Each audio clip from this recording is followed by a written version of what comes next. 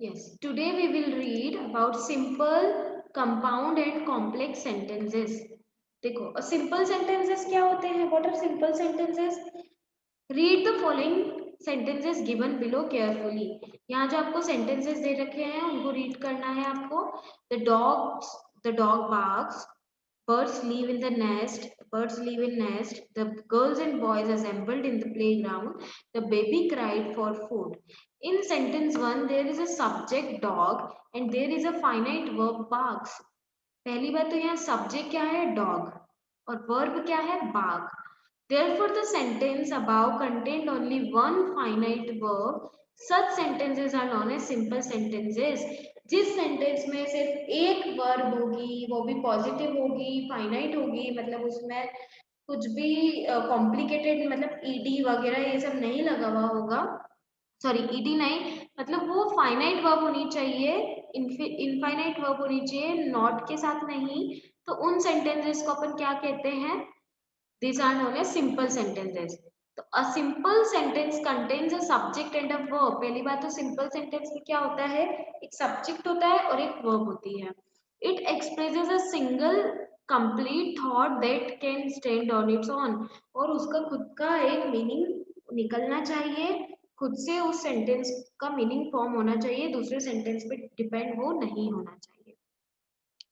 दूसरा सेंटेंस देखो bird is the subject and leave is the finite verb और sentence number 3 में girls और बॉयज टू सब्जेक्ट है ना एंड उनकी एक ही वर्ब है असेंबल्ड सेंटेंस 4 में बेबी सब्जेक्ट है और क्राइड वर्ब है तो a simple sentence consist of an independent clause अपन ने क्लॉजेस पढ़ लिए हैं तो आपको समझ में आना चाहिए इंडिपेंडेंट क्लॉज क्या होता है तो सिंपल सेंटेंस में खुद का इंडिपेंडेंट क्लॉज होगा and it does not necessarily have to be short it can have adjectives and modifiers जरूरी नहीं है कि वो सेंटेंस छोटा ही हो वो सेंटेंस बड़ा भी हो सकता है ठीक है और उसमें एडजेक्टिव्स भी हो सकते हैं और मॉडिफायर्स भी हो सकते हैं जैसे the small kids wearing fancy and colorful clothes danced on the stage without any hesitation अब बेटा आप ये ना इतना बड़ा सेंटेंस देख के आप सोचोगे कि ये तो सिंपल सेंटेंस तो लग ही नहीं सकता है क्योंकि तो इतना बड़ा सेंटेंस है और सिंपल सेंटेंस तो इतना बड़ा थोड़ी ना होगा क्या है ना ऐसा नहीं है सेंटेंस बड़ा भी हो सकता है सिंपल सेंटेंस बहुत बड़ा भी हो सकता है लेकिन मेन चीज क्या ध्यान रखनी है आपको उसमें फाइनाइट वर्ब एक ही होनी चाहिए only one verb it has ठीक है this is a long sentence but it still contains only a finite verb danced और इसकी फाइनाइट वर्ब कौन सी है danced the other verb wearing is a non finite verb ये ना ये जो वियरिंग है ये नॉन फाइनाइट वर्ब है therefore the sentence is a simple sentence with only one finite verb ठीक है कि ये जो सेंटेंस होता है उसमें क्या होना चाहिए एक फाइनाइट वर्ब होनी चाहिए है ना और एक ही वर्ब होगी तभी हम उसको सिंपल सेंटेंस बोलेंगे अदरवाइज हम उसको क्या बोलेंगे हम उसको सिंपल सेंटेंस नहीं बोलेंगे फिर जो बाकी के जो दूसरे कॉम्प्लेक्स और कंपाउंड सेंटेंसेस होते हैं वो हम उसको वो बोलेंगे ठीक है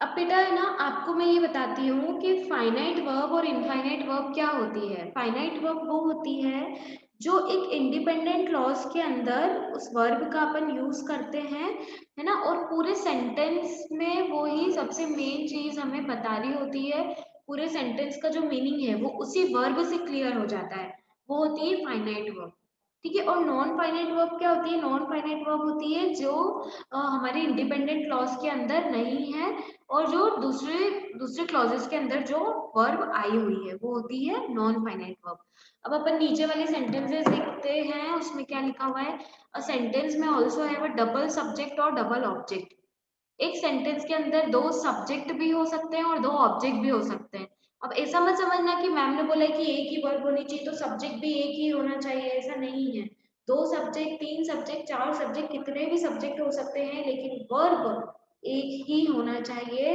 और ऑब्जेक्ट्स भी कितने भी हो सकते हैं जैसे an old man and all man and a woman sat under the tree. This sentence has two subjects, an old man, a woman. These subjects share the common finite verb sat. Therefore, this sentence is a simple sentence. है ना? The child ate the candies and ice cream. तो यहाँ पर भी क्या है? The child ate the candies. यहाँ दो ऑब्जेक्ट है, कैंडीज और आइसक्रीम. तो भी ये सिंपल सेंटेंस है क्योंकि इसमें एक ही फाइनाइट वर्ब है, एट. ठीक है. We can add more meaning to the sentence by including qualifiers, objects, complements etcetera.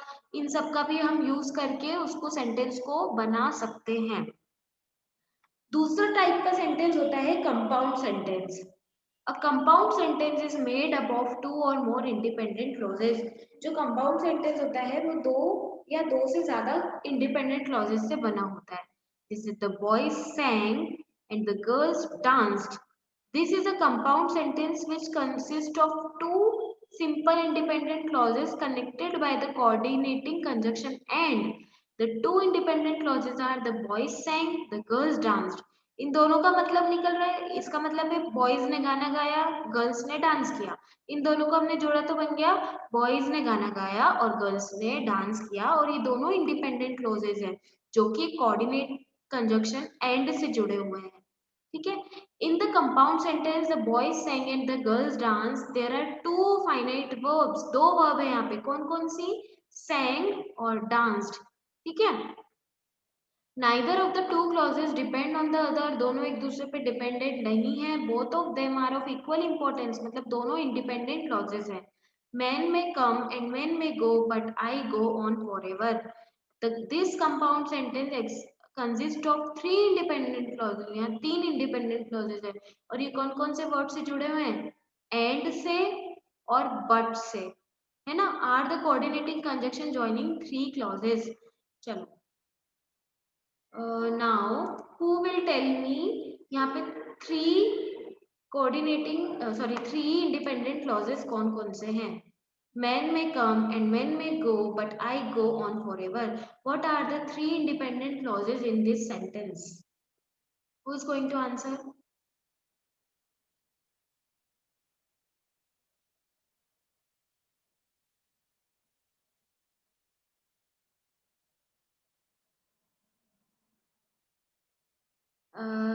Yes, Lakshya. Laksh. Yes, ma'am. Yes, बेटा. आंसर तो इसका मैन में कम एंड मैन में go but I go on for ever. इस sentence में three clauses हैं. उसने already अपन को बता दिया कि इस सेंटेंस में थ्री क्लॉजेज हैं, बट कौन कौन से हैं आपको वो बताना है. चलो. इंडिपेंडेंट क्लॉज क्या होता है? What are independent clause?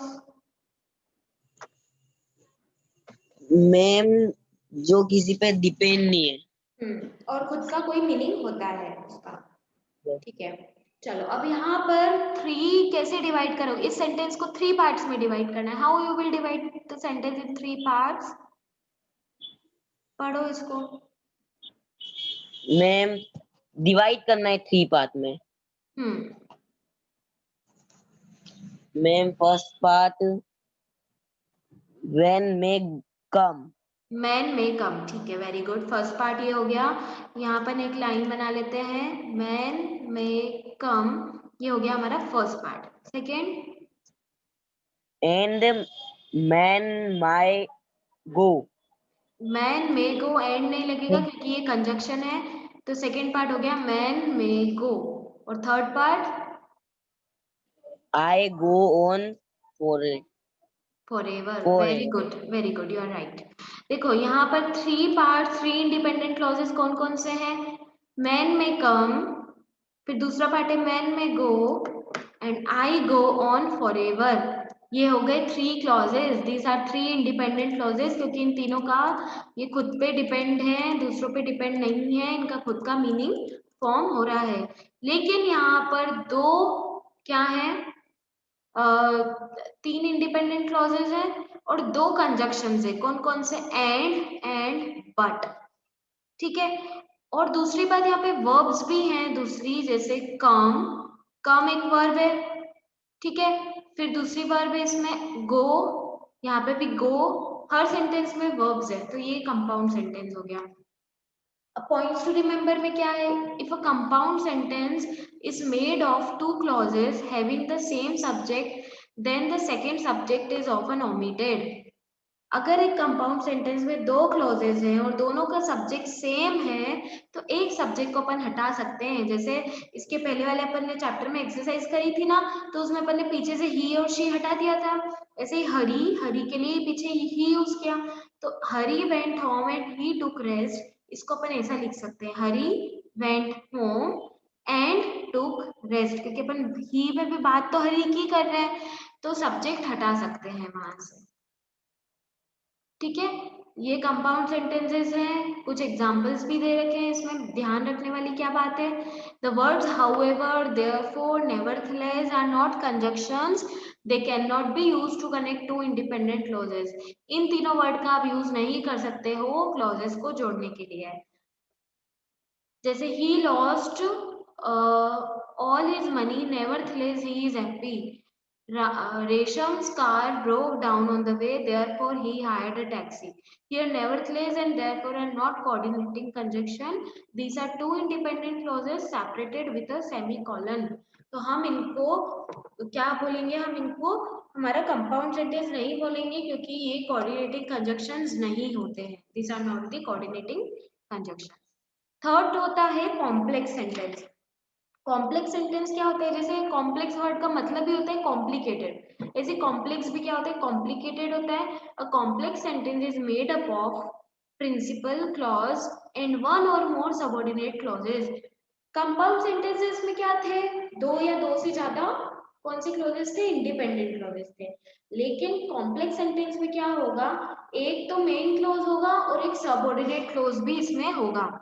The subordinate clauses either lacks a subject or a verb or has both a subject and a verb that does not express a complete thought। जैसे अपन ने पहले वाले chapter में पढ़ा था कि जो सबऑर्डिनेट क्लॉजेस होते हैं उसमें या तो सब्जेक्ट नहीं होगा या वर्ब नहीं होगा, मतलब वो अधूरा ही होगा। ठीक है, a subordinate clause is joined to the principal clause by a subordinating conjunction, और वो एक subordinating conjunction से जुड़ेगा।